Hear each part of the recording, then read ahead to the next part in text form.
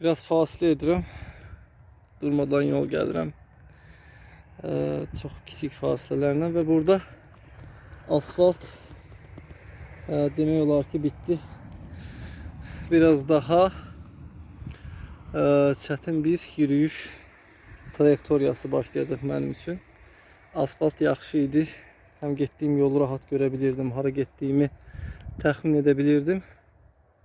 İndi düşünürəm ki, yəqin düz şəkildə gəldiyim yolda davam etməliyəm ki, dənizə çıxım. Dənizin həfifdən uzaqdan bir dalğalarının səsini eşidirəm. Bu həqiqətən zövq vericidir. Səyahətin son nöqtəsinə çatdığını hiss etmək həqiqətən insana çox gözəl bir duyğu verir.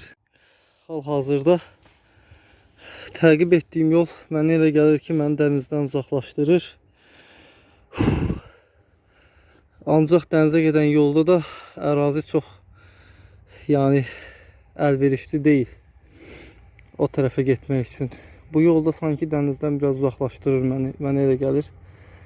Bir tərəfdən də başımdakı fənərin işığı çox zəifləyib. Yəqin 5 dəqiqəyə falan sönəcək. Və mən dənizə tərəf getməliyəm. Biraz belə qərarsız vəziyyətdə qaldım. Çox zəifliyib işıq. İşıq zəifləməsə problem deyildi. Daha rahat ərazini görə bilərdim. Biraz daha yolu təqib edəcəm. Görsəm ki, yol fərqli istiqamətə gedir.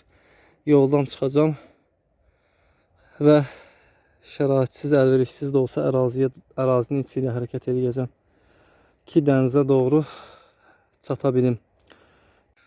Və budur, başımdakı fənərin işığı söndü, qaranlıqdayam, əraziyə girmişəm, yolu təqib etmirəm.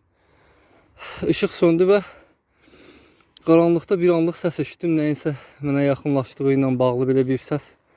Ödüm ağzıma gəldi. Bir anlıq çox qorxdum, elə bildim nəysə yaxınlaşır mənə. Elə bir his gəldi qaranlıqda. İndi telefonun işığına hərəkət edəcəm. Ümid edirəm ki, 10-15 dəqiqəyə dənizə sarı çataram və ocağı qalayaram. Özümü daha güvəndə hiss edərəm. Ocağımı qalamışam, yavaş-yavaş közlənməyə başlayıb kömürlərim. Qaranlıqdayam hələ ki. Əsas olan bu tüstü, bu odun varlığı kifayət edir. Tüstü ətrafa yayılması kifayət edir ki, zərərverici vəhşi heyvanlardan qorunum. Amma buralarda təəssüf ki, odun ocaq tapa bilmədim.